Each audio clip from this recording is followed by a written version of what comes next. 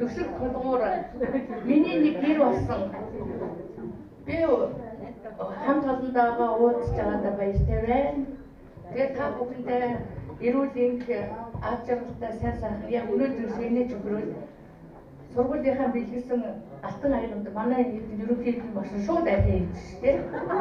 Арай дүүрхгүй байх гэж чинь нөгөө цагаан нүдтэй тэгээд тулгуур хэлж байна. Ийм сайхан одоо хамт олонны дунд би амьдралынхаа 30 жилийн өнгөрөөж уран бүтээлийн ёс замд одоо өөрийнхөө оюун ухаан авиацлогт ажиллаж байгаа. Тэгээд Монгол улсын хөгжмийн консерваторийн багш Баяжирмын бүрт орж урлагийн хаяг сэтгэлтэй цологлоо гэж телевизээр ярьсныг би сонсоод манай хүмүүс хөөж сонссон байна. Тэгэхээр энэ сургуулийн нэр бол миний зохиолч гэдгээс илүүгээр одоо сэтгүүлчдэд ард түмэнд хүрсэн байлээ гэдэгт би бас ингээд хамт олондоо баярлж байна гэдэг хэлье.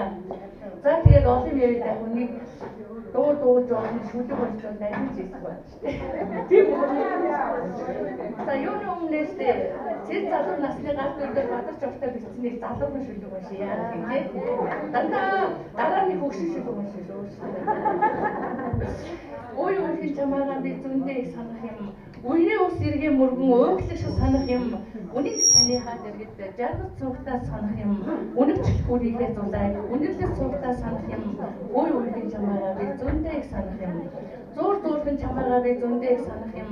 Золбоолог харнуудыг чинь үгээлэн санах юм. Замын хөвсгөөс сэтгэлийн галыг чинь жаргал зовлон уссан он жилүүтэй чинь санах юм.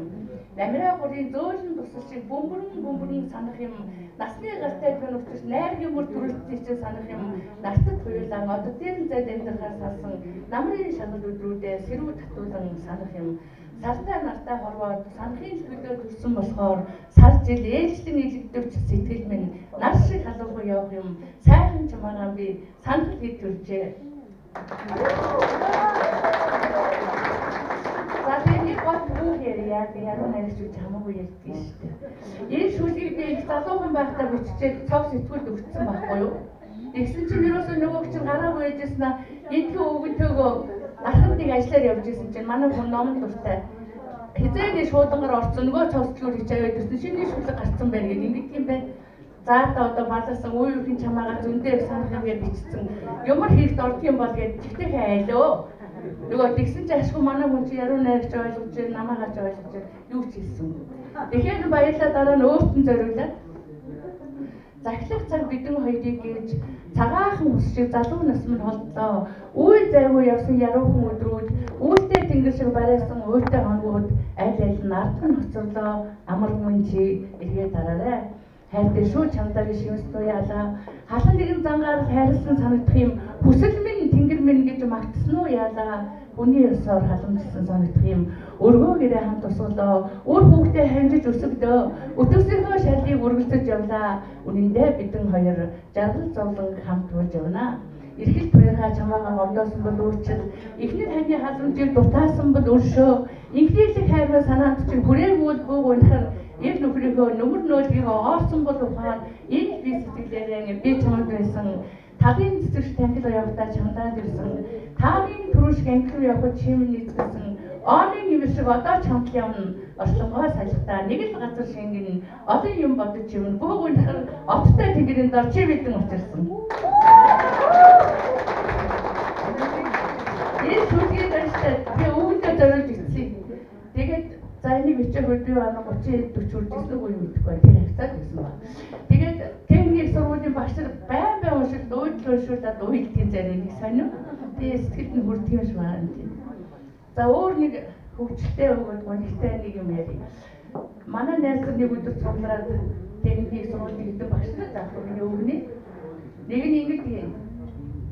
Ой шүү ягнаад үүдэн шүү цэрэгжээд үстэй толгой бууралтаад үеийн найзаар цөөрөөд нэг юм шүлэг уншдаг. Тэр нь одоо манай нөгөө хөгжмийн зохиолч хөгжимч халиунагийн нөхөр салхисамтан гэж дулааны инженер тэр бичсэн гинэ дахиад цааш нь уншгүй гинэ. Тэгэхээр би ямар гонхтой болдгийг Нэрэл одоо үүдэн шүү сэрэгжэл үеиг шүү яг энэ үстэй толгой бууралдаад үеийн найзыг төрөөд бид нар ч хэмэл болж байгаа гэдэг нэг бодчихгүй юу.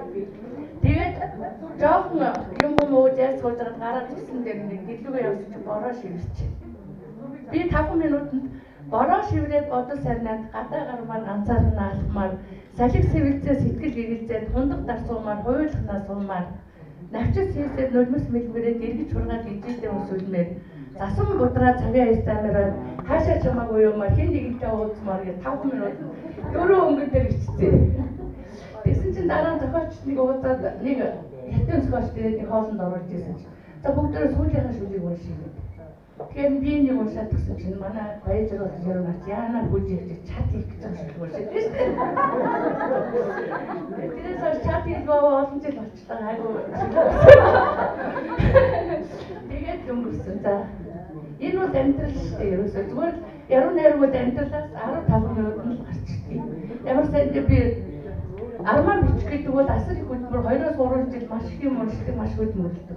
Яруу найрыг бол зүгээр бороо ороход сэтгэл гэрэлцэл шууд биччихдэг штеп гэж хэлсэн чинь дулмаа оюу хоёр чи битэр яасыг доош нь чинь бодооч гэдэг уулзсан дээр гоо нийтэн болчихсон. За баярлалаа таа. Шоогоо шүлгүүш дуусна гэдэг уйдчих баа болно чи.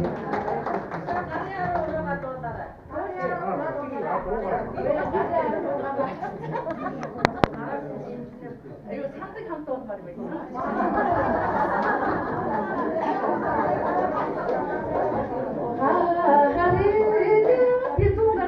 Илүү дуулна. Уугаа гүйтэй машинтай явж байгаа гэдэг.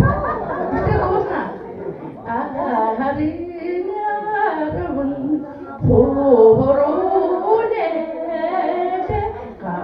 кахачануви шотондаго каратахисэн богжинэко